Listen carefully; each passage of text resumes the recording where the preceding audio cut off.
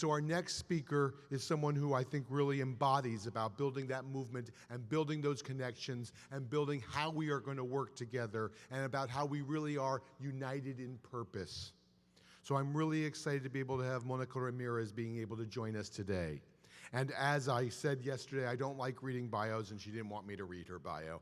So, but for me, she's just founded a new organization, Justice for Migrant Women. It's a national legal project aimed at eradicating economic and sexual exploitation against migrant women workers. And that would, throughout Monica's career and her dedication as an activist and as a human rights activist, a farm workers' rights activist, an immigrant rights activist, and an activist working to end sexual violence has really provided an example for us. And so I'm really pleased for our last speaker that we're going to have at the 2015 National Sexual Assault Conference to have Monaco Ramirez come to speak to us.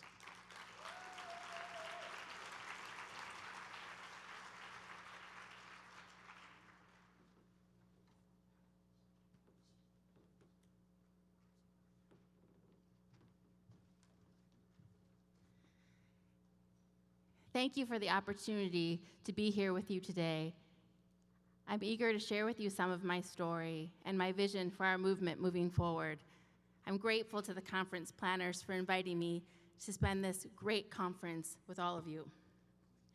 I first reached out to the National Sexual Violence Resource Center in 2006 when I was an attorney at the Southern Poverty Law Center. I reached out to them because I felt as though something was really missing. Prior to this point, people would have labeled me as a farm worker activist and an employment rights attorney. Those were the circles that I moved in. So when I reached out to NSVRC, it was because I wanted to broaden that circle. My family came to the United States from Mexico. I'm the daughter and the granddaughter of migrant farm workers and a secondary survivor of sexual violence. It was natural for me to be in the farm worker activist circle. It was natural for me to be in the immigrant rights movement, and it was natural for me to be in the workers' rights movement. But I also felt a natural pull to be part of the anti-sexual violence movement.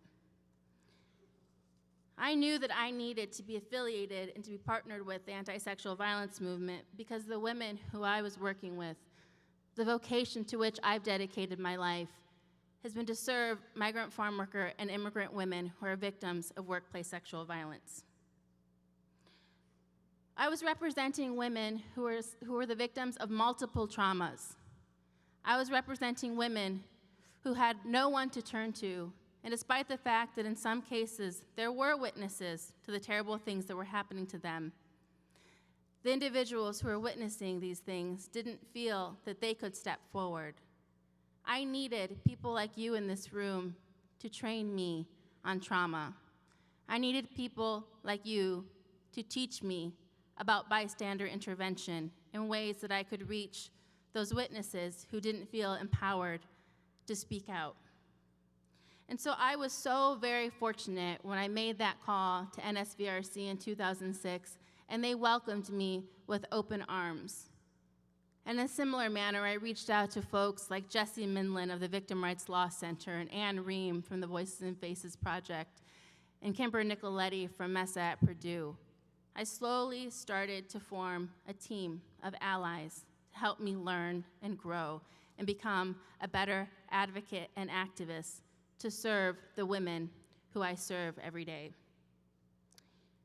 I was also eager to follow in the footsteps of amazing and important leaders like Milly Treviño Sauceda, the founder of Líderes Campesinas.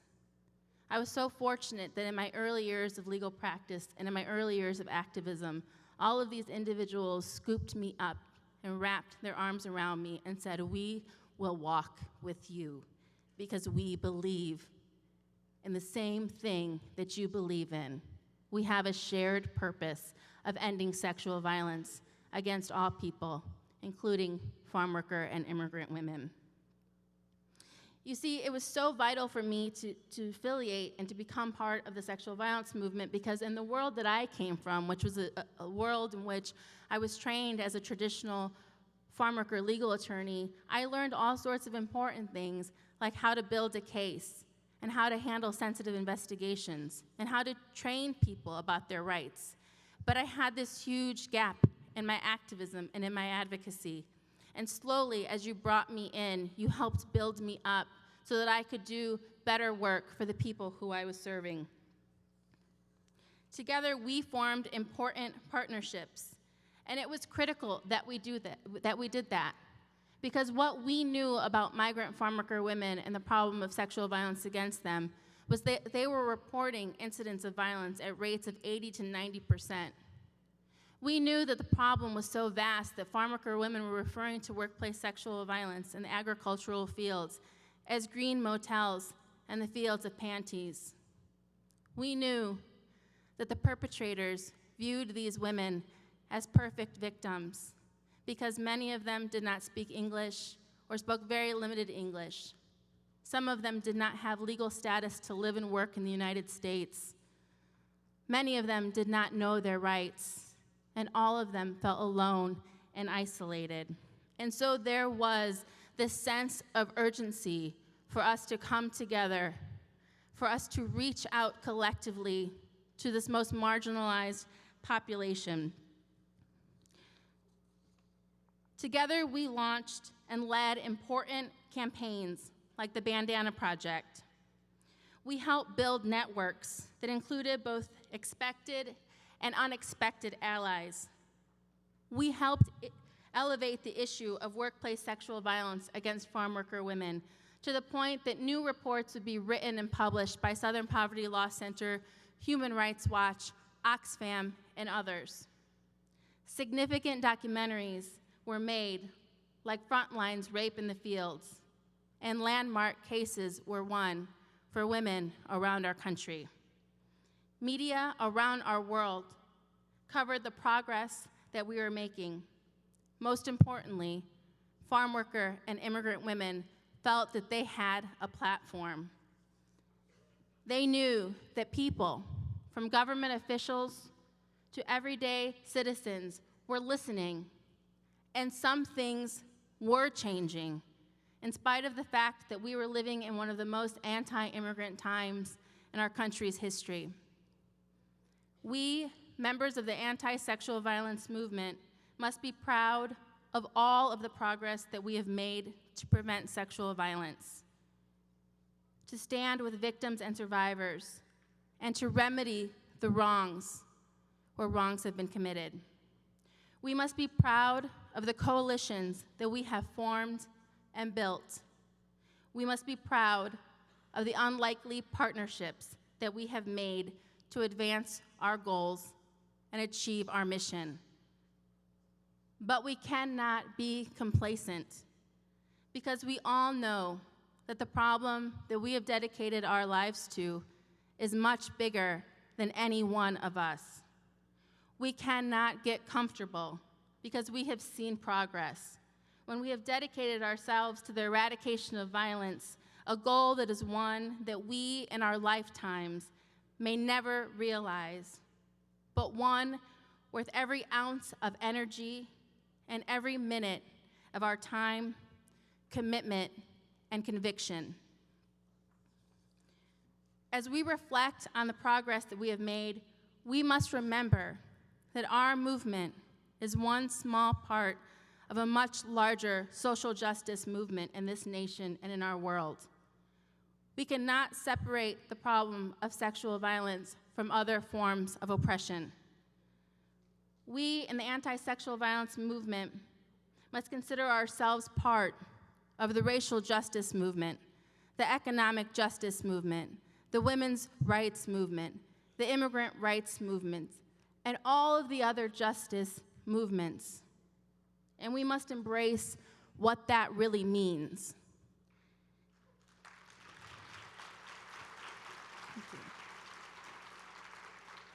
It means more than just sending someone to a meeting or a rally.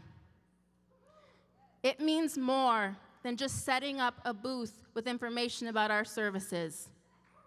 It means more than sending our materials to people that we wouldn't normally consider a part of our movement.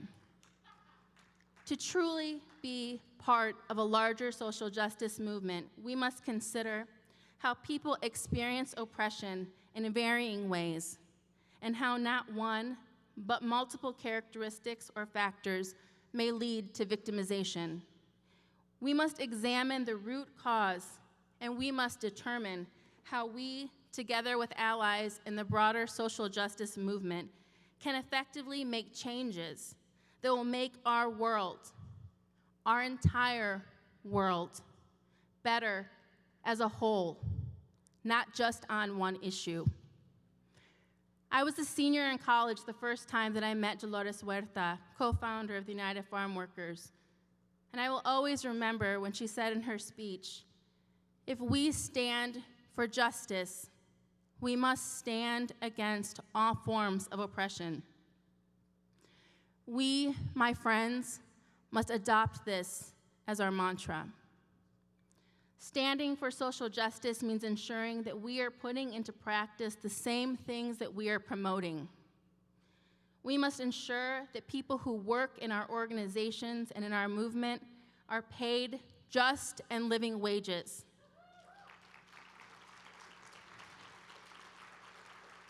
We must be mindful of our biases and the privileges that we hold. We must understand that in this global society, it is not sufficient to have one bilingual language speaker or one person in our organization that's culturally competent. We must ensure that our services are available to all victims, truly available, in whatever language they speak and from whatever culture they come. Social justice means making sure that we're not asking one staff person to do 3 people's jobs.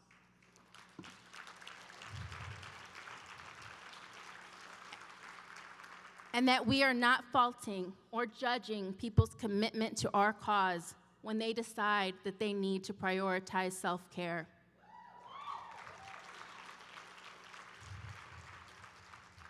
I am inspired by all of the bridges that we have built and all of the progress that we have made. I am encouraged knowing that you are in the trenches and on the front lines in the effort to prevent and address sexual violence. But friends, there is so much more work to do. And there are people around us, around this country, who are not in this room, who stand with us. We are not in it alone. They may identify with movements of different names, but they understand that we need them and they need us. That is what happened when the Southern Poverty Law Center, historically recognized as a racial justice organization in our country, and its founder, Morris Dees, opened their arms and welcomed me when I founded Esperanza, the Immigrant Women's Legal Initiative of the Southern Poverty Law Center. They understood that efforts to prevent and end sexual violence were an important part of their mission to promote equality and a more just world. I pray that we will think of ourselves not just as anti-violence activists and advocates, but also as freedom fighters, as peace builders, and as change makers. If we achieve these things, we will move forward together, inspired by progress, united by purpose, together moving forward.